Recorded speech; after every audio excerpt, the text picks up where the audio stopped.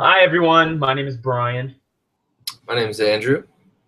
and this is our video 1 introduction video to what we will be talking about in video 2 and 3. So in this video, we're going to be talking about the case studies that we have drawn up for each other, as well as the health coaching techniques we've learned throughout the semester that are going to kind of guide these discussions and these client scenarios.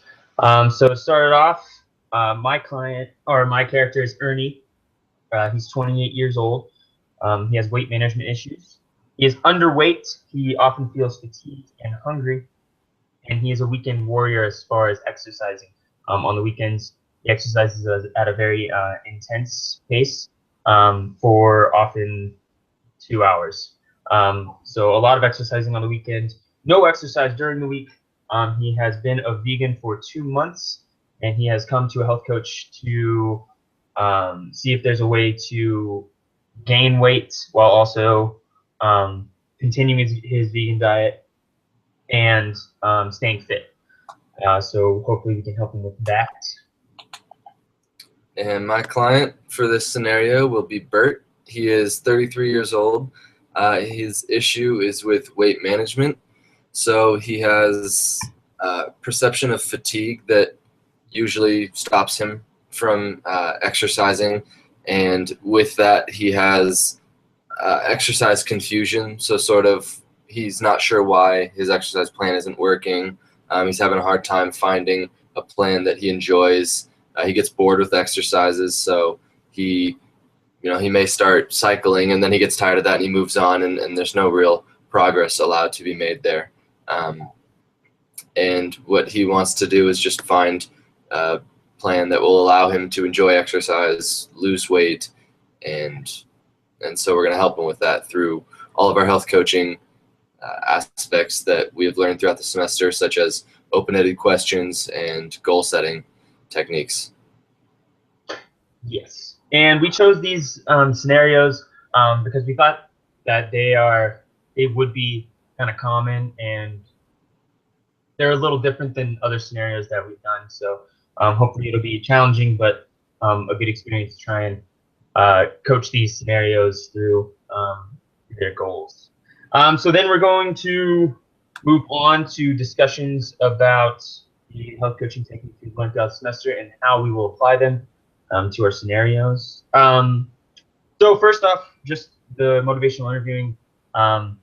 As always, I think as a health coach, it's important to be the example to your clients always before anything else. The first thing they see when they walk into the door is you and how you present yourself and the initial meeting, what you talk about. So empathy and trust, first and foremost, as a health coach, should be considered and applied to any first-time client.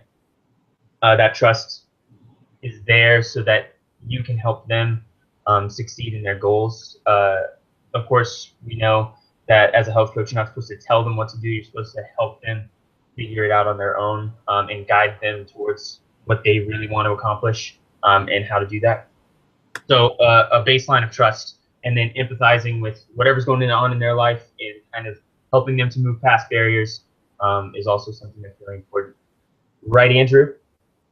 Of course, and the whole idea with this motivational interviewing is applying the sort of standard questions to this particular client's scenario. So, like, if they have the issue with fatigue, okay, well, why are you experiencing, like, what exercises, give you this fatigued feeling, and then personalizing their answer to the next question. Okay, well, let's try to find, working with the client and taking each step as it goes. Like you said, building that relationship of trust and, okay, I know this person's really going to try to help me. They're really interested, and from there, like I said, setting goals and Right. And once you have that baseline, setting those goals should be a little easier. Of course, as we've learned with goal setting, you want to make the small, attainable goals. You want to make them smart, specific, measurable, attainable, realistic, time bound. so that the client has an easier time transitioning from the lifestyle they have to the lifestyle they want. And as a coach, knowing specifically how and what kind of goals to address with your client or to move your client towards is really important.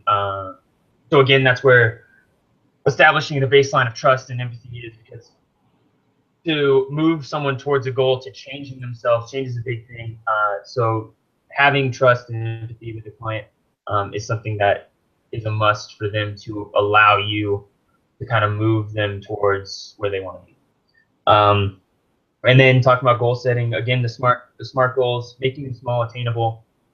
You never want to do a huge, out of this world goal. And then another thing I was reading that I really liked is making goals smaller than they have to be. For example, if you're a health coach and you know that someone, like I know that Ernie could gain 2 pounds a week, or could gain more than 2 pounds, or 2 pounds a month. But I tell him that within a month, we're going to try and just have him gain 2 pounds, even though he could probably do it in a week. We're going to have that be the goal, is for the month you want to gain 2 pounds, when I know he could probably gain more than that. So having, and that's kind of where the trust comes in. Anything you move them towards, anything you help them with, and anything you put your expertise towards, you want it to be not so outrageous that they outright fail. Of course, if they don't meet their goals, you can talk about it and readjust and everything, and that's part of the coaching.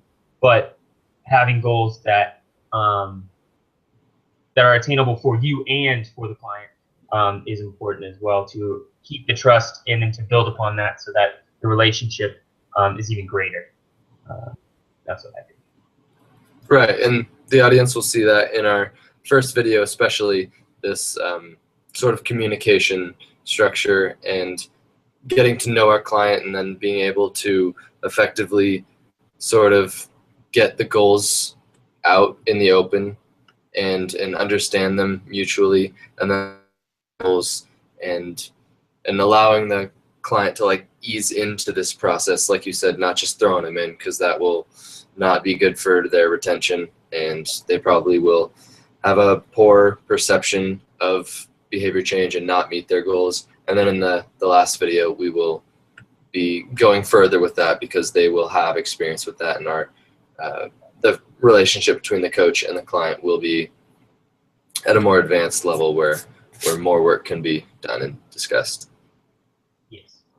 And then just before we go on to more communication stuff, I just wanted to touch on the trans theoretical model, and how we will also be addressing that in our sessions, as all health coaching sessions should be addressing the stages of change, and seeing where Ernie is, seeing where Bert is in of where they want to be. Are they in the pre-contemplation, contemplation, preparation, action? Are they ready to go? Obviously, since they're coming to a health coach, they probably aren't in the maintenance stage. We're trying to get them further along in the stages of change through the effective communication, through the SMART goals. Is something that we're really going to try and do with both of our scenarios. Do you want to talk a little bit about the Help the Weak model?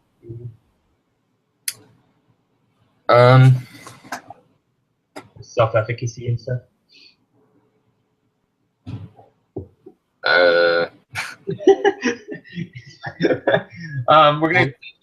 I'm thinking we should. I have a better idea of how we should do this video. Obviously, we're gonna throw this one out. Okay. What's the better idea? Well, should we end it? Yeah, let's end it.